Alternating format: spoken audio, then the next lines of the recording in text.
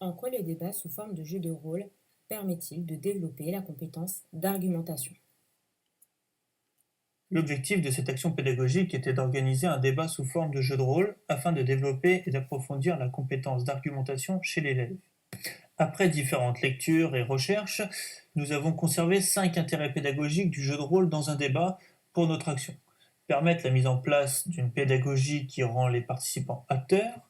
Les joueurs peuvent s'exprimer sans avoir peur d'exposer leur propre opinion et d'être jugés sur le fond.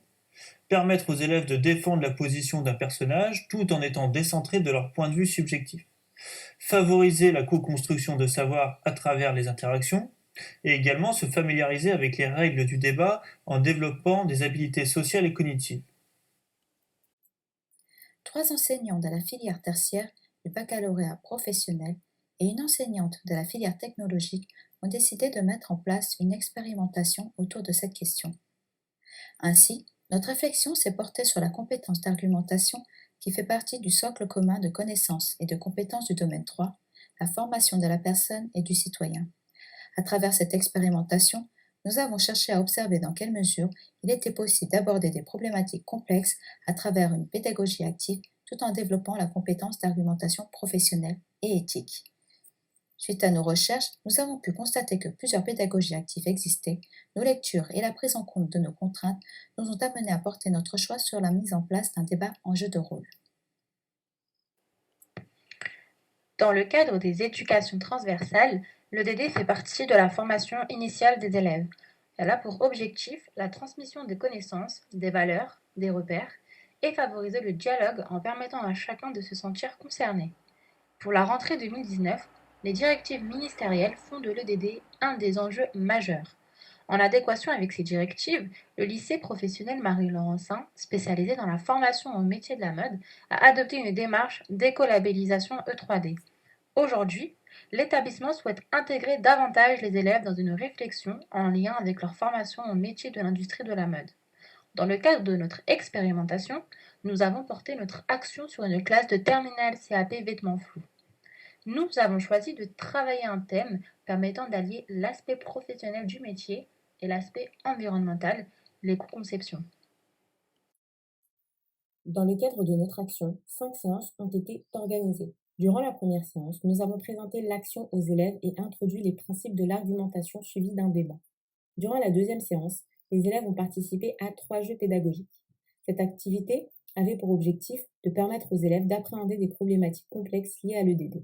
Cela leur a permis de construire des connaissances autour de la notion de cycle de vie des produits textiles, identifier les acteurs du secteur et choisir un rôle à endosser durant le débat.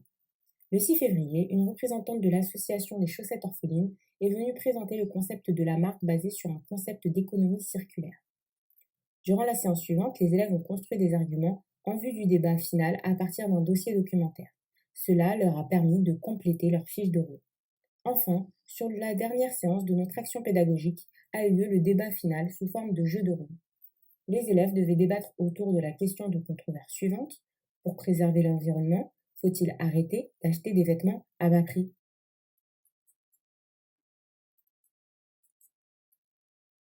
Les données récoltées avaient pour but d'observer les échanges et l'argumentation entre un petit groupe d'élèves. L'objectif était de connaître le ressenti de ces derniers quant au débat.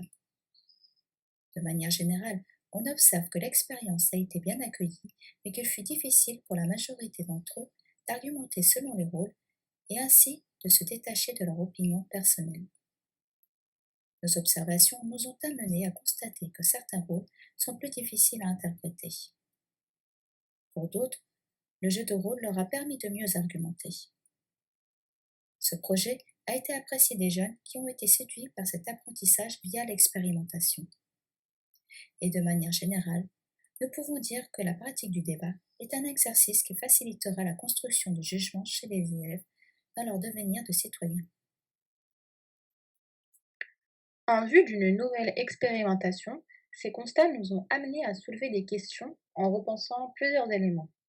Comment mieux préparer les élèves afin qu'ils s'approprient un rôle? Faut-il davantage les impliquer dans la préparation des personnages? Quel mode d'attribution et quel profil de rôle donner afin de favoriser une distanciation entre l'élève et son personnage?